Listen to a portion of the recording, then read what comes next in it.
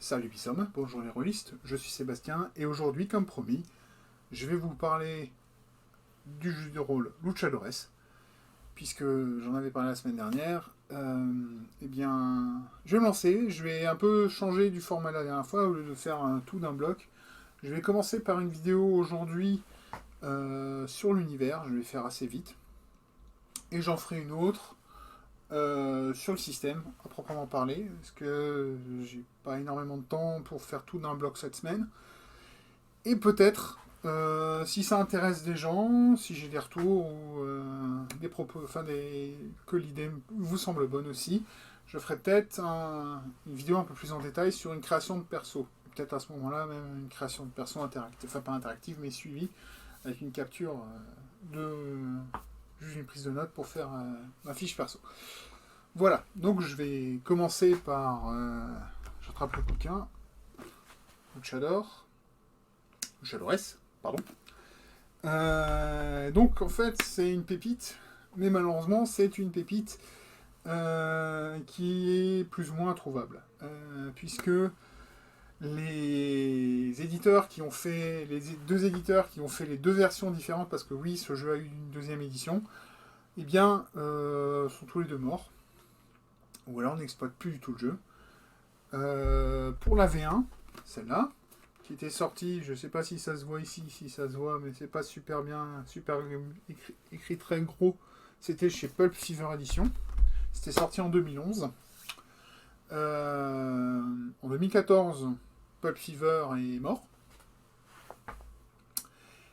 Elle a été relancée en 2017 par la même équipe plus ou moins qui avait créé une boutique qui s'appelait GameFoo. Et ils avaient créé à côté ils avaient ressorti Pulp Fever Edition pour sortir un jeu. Je crois que c'était Cobra. Et maintenant, cette maison d'édition, donc cette nouvelle mouture de Pulp Fever, est devenue les éditions du Troisième Œil en 2018. Et pour info, ces éditeurs-là, eh ben, ils font, en ce moment, ils exploitent ou ils préparent, je ne sais pas vraiment, un JDR qui s'appelle Cabal, que je connais pas. Un JDR sur Valérian, le nom de. Enfin, la série de romans SF français. Roman Oula, mais bon, passons. Valérian. Il y en a eu un film il y a pas, je crois que c'est une BD. Enfin bon, passons. Et ils font aussi Feng Shui 2. J'étais très surpris de voir que Feng Shui avait un 2, mais ok. Et pour la deuxième édition, c'était OVNI Édition. Je dis bien c'était parce que ils ont ouvert en 2015. Ils ont publié, pardon, Luchadores en 2015 et ils sont morts en 2020. Je ne sais pas ce qu'ils sont devenus. Donc le problème, c'est que ni les éditions du Troisième Œil, ni OVNI, puisque bon, OVNI a l'air d'être en cessation d'activité, n'exploitent commercialement le jeu. Donc, je suis allé voir sur les plus gros morceaux où on trouve à peu près tout et n'importe quoi. Donc, bref, RPG, je ne l'ai pas trouvé. Ce coup-ci, Cassius Belli, Black Book Edition, n'a pas été de grand secours non plus. Puisque quand on recherche Luchadores, le seul truc qu'on trouve, c'est un Cassius Belli V3. Je crois que c'est le numéro 2 ou le numéro 5, enfin bon, pas important, qui avait un scénar pour ce jeu. C'est d'ailleurs à ce moment-là que je m'étais un peu intéressé au jeu. Justement, parlons-en du jeu, pour faire simple. Ce jeu se passe dans les années 60, oui, encore une fois, oui, je sais, ça commence à être long, parce que déjà Warsaw n'a pas été dans les années 60. Là, ce coup-ci, on n'est pas en Europe de l'Est, au milieu d'une zone de guerre vieille de plus de 50 ans. Non, non, non, non, c'est beaucoup plus. C'est toujours aussi violent, enfin c'est toujours violent, mais pas autant, et c'est certainement pas aussi sombre, puisque là, on est dans l'Amérique du Sud. On est même dans le triangle des Bermudes, excusez-moi.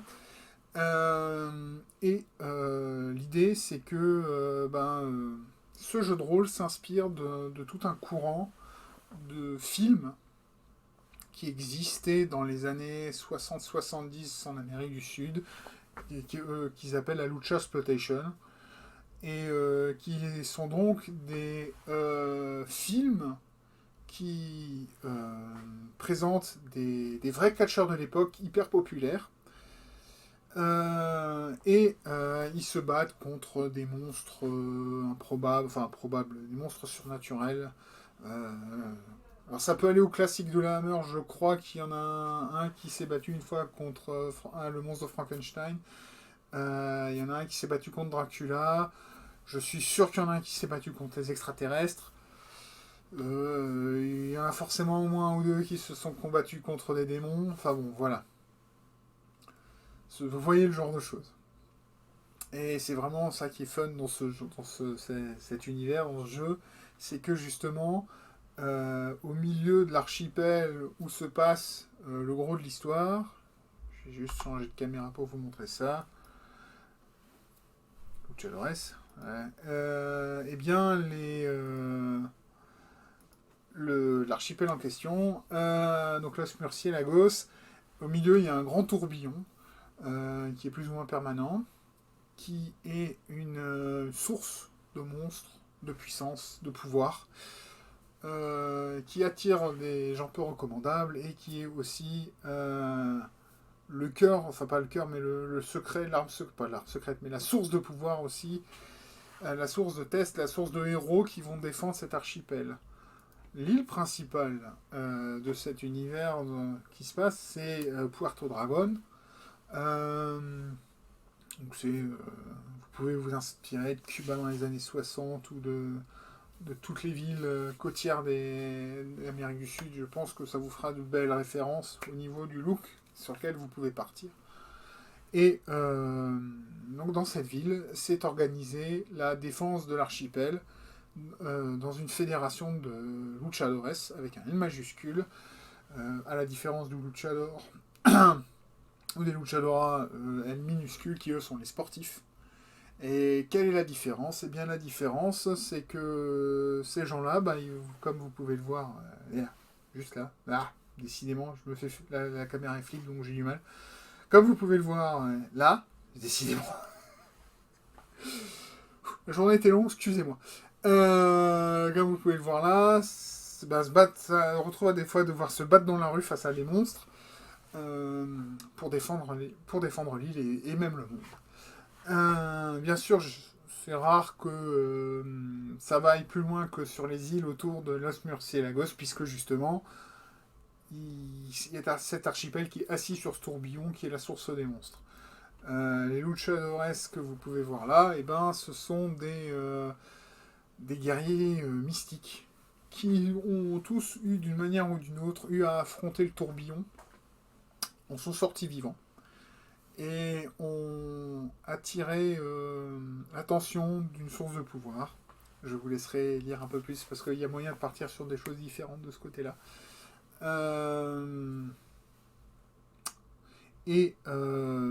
Cette source de pouvoir, elle réside dans le masque de luchador, qui colle tout à fait au style justement de la lucha libre, puisque le masque dans la lucha libre est quelque chose de très sacré, que mettre son masque en jeu, c'est même pire que mettre sa vie en jeu, en fait.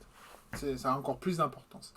Et donc pour eux, le masque est la source de leur pouvoir, et c'est ça qui leur permet de devenir des êtres surhumains, et qui sont encore plus forts que ce que vous pouvez voir dans un ring de catch, que ce qui voudrait vous faire croire dans un ring de catch qu'on connaît nous. Voilà. Revenons-en à notre île. Puisque sur Puerto Dragon, il y a la fédération des luchadores et l'Arena, qui est un grand centre, justement, où il y a forcément des shows de catch, de lucha libre qui vont avoir lieu, parce que c'est un moyen pour les luchadors de rester en forme et de s'entraîner.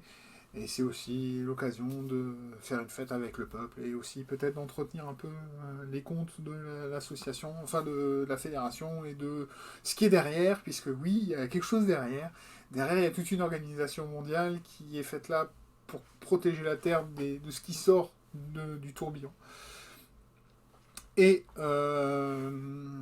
donc, ce qui est génial, c'est qu'ils ont même un centre de recherche Et là, vous allez pouvoir sortir du chapeau tous les gadgets de James Bond que vous pouvez imaginer. Donc lâchez-vous quand vous, quand vous jouez à ça, c'est vraiment génial. Et c'est vraiment ça qui est vraiment fun dans le jeu, c'est cette idée de pouvoir partir un peu sur des délires un peu James Bondien, voire complètement pulp. Hein. Vous pouvez même aller ressortir les nazis, puisqu'après tout, on est dans l'Amérique du Sud dans les années 60. C'est facile à ressortir les nazis. Enfin bon, voilà, et vous pouvez partir dans des délires complètement pulp, hein, genre un savant fou, des monstres marins, des ovnis, enfin des extraterrestres, des démons. Enfin, lâchez-vous. C'est vraiment ça qui est fun dans ce jeu, c'est faire ça et de jouer des super-héros avec ce côté un peu kitsch des années 60-70 et encore plus kitsch si vraiment vous pouvez regarder des films qui ont inspiré ce jeu, regardez-en quelques-uns parce que c'est vraiment fun et ça vous donnera une bonne idée de l'ambiance sur laquelle vous pouvez partir. Voilà. Je pourrais continuer à en parler assez longtemps, mais je vais faire court, je vais rester sur ça. Je ferai demain, ou enfin prochainement, je ne vais pas vous donner une date, mais je ferai prochainement la vidéo qui parlera un peu plus du système, parce qu'il y a beaucoup de choses à dire sur le système, qui va plaire aux fans de catch comme moi. Je ne sais pas si certains auraient pu reconnaître. Mais oui, je suis aussi fan de catch, enfin, un peu moins en ce moment, mais j'ai eu une bonne période, 2 périodes dans ma vie de fan de catch. J'en parlerai peut-être un jour. Ça fera peut-être une vidéo en dehors du jeu de rôle, en dehors des jeux vidéo. Mais voilà. Donc ouais, c'est vraiment très. Ce jeu est très fun. Il est très léger. Dans le ton. Dans la mécanique, il peut être un peu lourd au moment des combats. Enfin. Il est lourd si vous avez des joueurs qui sont pas forcément versés dans le catch. J'en parlerai plus en détail pourquoi. Juste pour finir un peu sur le bouquin. Donc, comme dit malheureusement, à part une version pirate, je ne sais pas si vous le trouverez. Moi, après ma recherche, j'ai rien trouvé, malheureusement. Donc je peux pas vous donner le lien. Et ça me désole un peu qu'un jeu aussi fun et qui simule aussi bien le catch ne soit plus exploité. C'est vraiment dommage. Ah bon, après, c'est un jeu qui est vraiment de niche. Donc je suis pas non plus surpris qu'il ne le soit plus. Le bouquin en soi, pour la V1, c'était un bouquin sorti en noir et blanc avec un petit insert couleur au milieu. J'essaie de vous trouver une belle illustration. Ah. Je sais pas ce que ça va donner. Voilà, c'est le genre d'illustration que vous pouvez avoir. Là, c'est pour un monstre. Mais avec au milieu un petit insert en couleur, avec une carte de la zone et surtout aussi des choses pour vous donner un peu plus des idées qui se sont vraiment lâchées. Voilà quoi, les illustrations sont vraiment super. Hein.